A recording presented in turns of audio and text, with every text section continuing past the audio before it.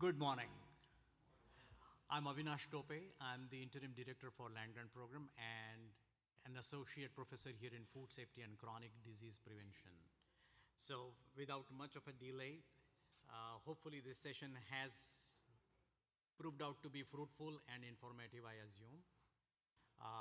We have a USDA funded grant out of which we are extremely pleased and happy to offer water quality testing services for produce, irrigation water quality with reference to microbial content. Why are we supposed to do this? Because it is required according to Food Safety Modernization Act, and the produce safety rule suggests that anybody making 25,000 or above in sales from their produce are required to have a farm safety plan. And the farm safety plan requires testing of the water that we use for irrigation. All agriculture water, according to the PSR rule, must be safe and of adequate sanitary quality for its intended use. I'm reading out from the slide here. How do they define agriculture water? Water that is intended to or is likely to contact the harvestable portion of covered produce or food contact surfaces. Production water is any water we use for irrigation, for fertilizing, pest and chemical sprays, and everything we can think of. The post-harvest water, to the contrary, is what the water that we use to wash produce during the harvest or after it is picked. So who is exempt from the PSR?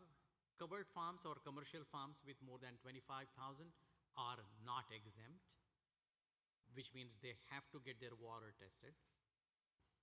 Those that enjoy an exemption are farms that make less than 25,000 in the produce sales, average for last 3 years. Those numbers are for the averages from last 3 years.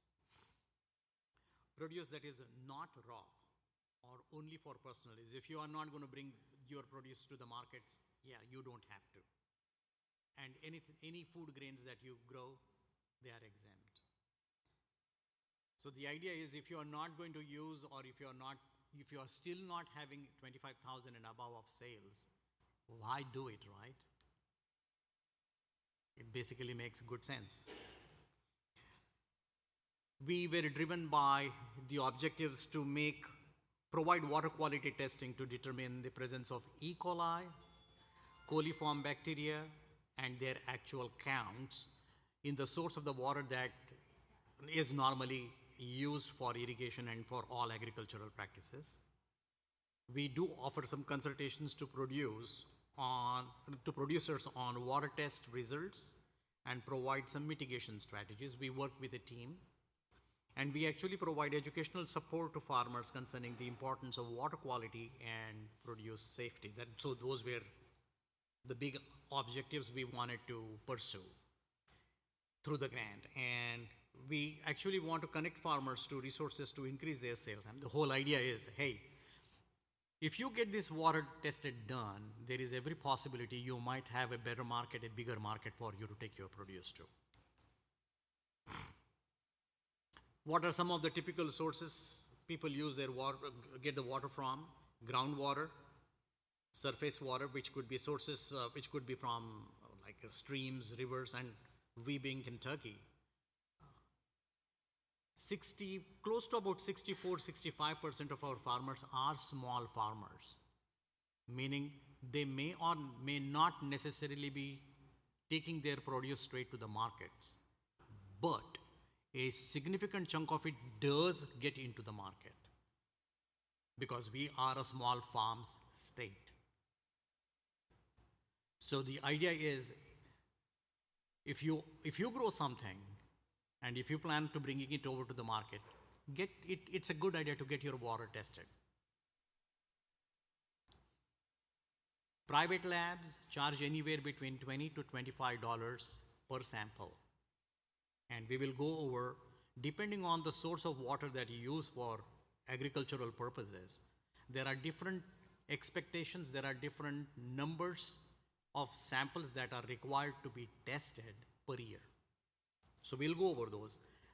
Cistern water is picking up a lot of attention, especially in urban areas, because that's rain water that is harvested. So, and then we have the municipal water. And if you are using municipal water, you don't have to do a thing, because municipality is supposed to do this service for you anyways. So what do we test for and how do we do it? We test the sample for the sanitary quality, which essentially defines presence and number of all those bacteria that all mammals house in our GI tract that are part of the excreta. We call them, for technical words, we call them coliform bacteria. A big chunk of those are the E. coli. So we test for their presence and their numbers.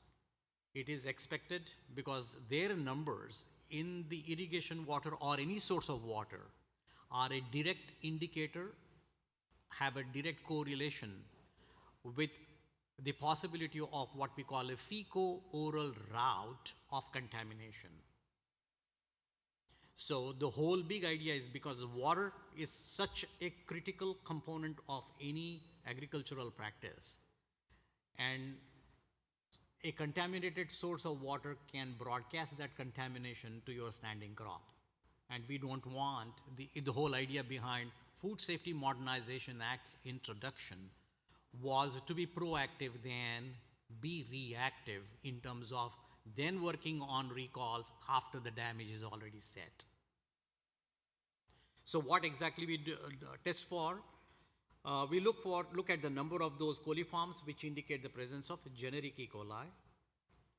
Of the 5 groups of coliform, only E. coli is generally not found growing and reproducing in environment. The rest can be found in greater numbers and they can grow. E. coli cannot grow in environment, which means their extra number or their excess count means their excretal matter is very close in contact or is coming in the water, which we are about to broadcast to a standing field. So present, as you can see on your left hand side, this method that we opt is FDA approved, USDA and FDA approved.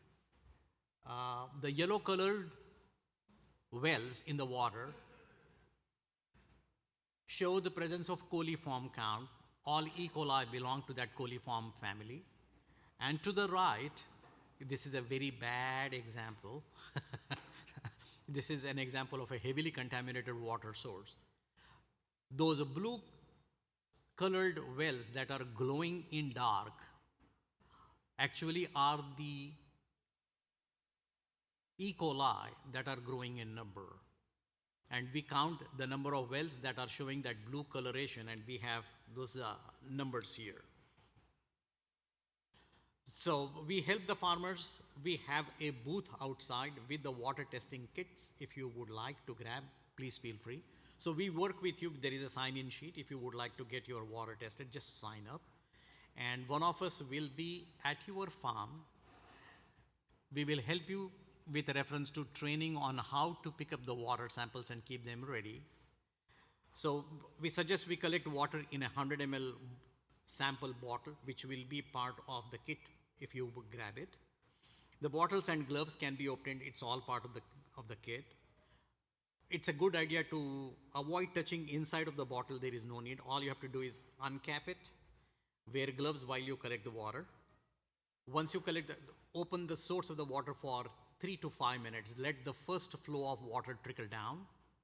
because it can show any remnant of what was sitting in the pipes from the time you used that faucet or that line from the last time. So we let the water run for 3 to 5 minutes and collect the bottle, collect that water sample in that 100 ml water bottle. There is a marker on the bottle that says you have reached 100 ml, fill no more. If you still fill in some more, it doesn't matter. So label your samples. Labels are included in the kit. Special instructions for groundwater. If it's groundwater, run it for 3 to 5 minutes, as I just mentioned.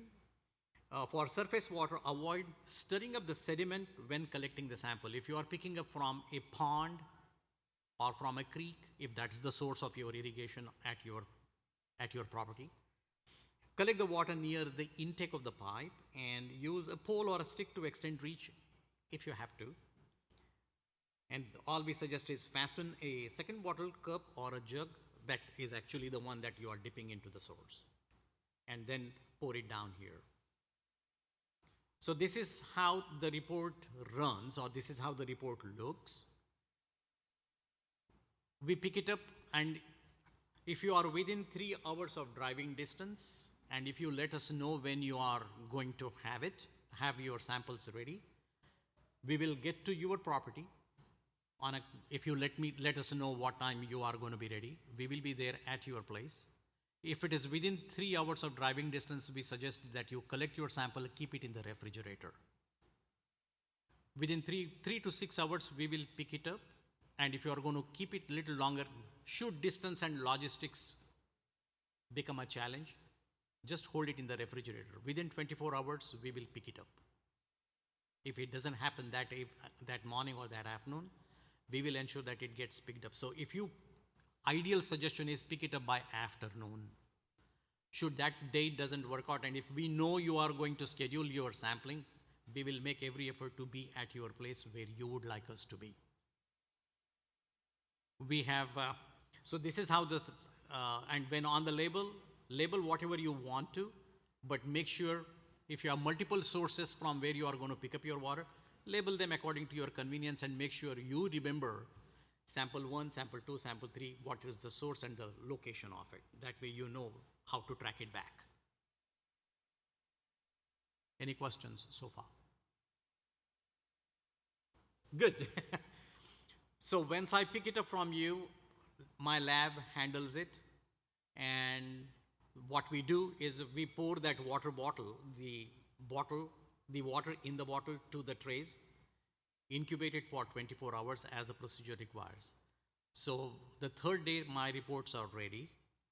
Depending on how you would like us to share the reports, we can mail them, we can email them, we can text them, depending on how you would like to receive the report.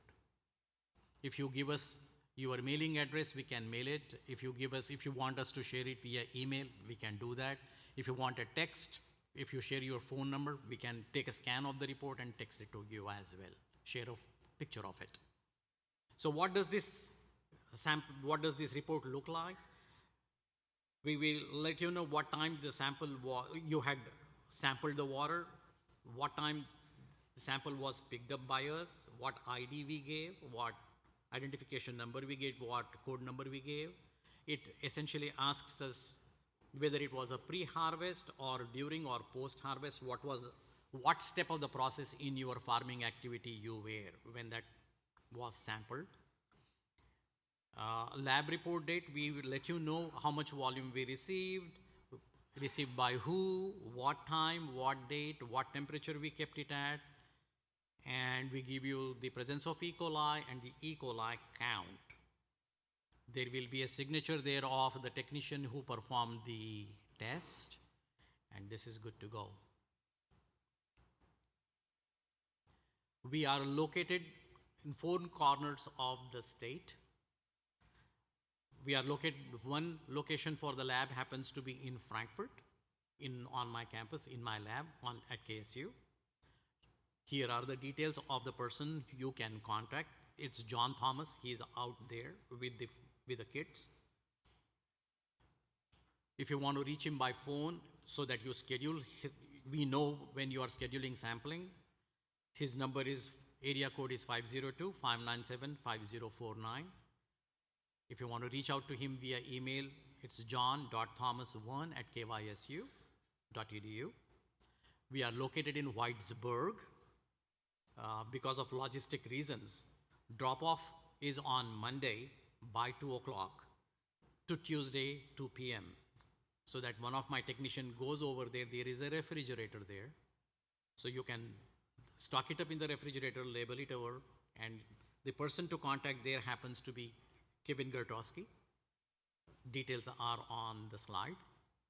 The second location we are at is in Hodgenville, LaRue County. The person over there who gives us a tip-off if there is a sample that has come in from that community is Paula Woods. And we have an office, extension office in Bowling Green. Again, the drop-off date, Bowling Green office covers about 10 counties in Western Kentucky. Lindsay is the contact person out there with whom you would like to schedule, should it be from that pocket of the state. This was funded by USDA. The Agricultural Marketing Service arm of USDA was the source of funding. The big area, the big umbrella this falls under is their program on farmers market protection program. That's the name of the program.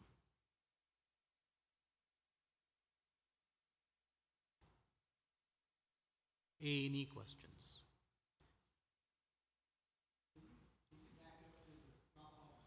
Absolutely. This one?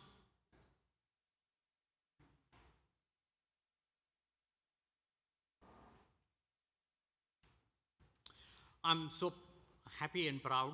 We have served in the last year somewhere to the tune of about 90 farmers, 90. And I think I happen to, if my memory is serving me right, analyzed somewhere close to the tune of 320 some samples over the year. If you are using groundwater, let me go back. Are we good? Can I go back a little bit? So depending on the source of water, if you are using groundwater, you are expected to have at least one sample. Initially you are supposed to get tested. You are supposed to get 4 samples tested for the first year and then follow it up 1 sample per year. For municipal water, you don't need to do it because your local municipality is doing this test for you. If it happens to be surface water, according to the produce safety rule, you have to have your 20 samples tested over the first 2 years and 5 samples per year after. Because we know after a big runoff, after a big rain and a lot of runoff, we are Kentucky with rolling hills. We don't control the topography of our neighbor's barn, do we? With a big rain event, you expect a lot of runoff from our neighbors in our property. It could be, and if our source of irrigation happens to be creek or a pond, that water is going to come over and saturate, and that's going to have a spike in E. coli and other counts. And that's the reason we are expected to have our 20 samples needed to get tested over for the first 4 years and 5 samples every year, so that we know the fluctuations on the basis of a seasonality. The seasonal fluctuations, we that way establish the baseline here.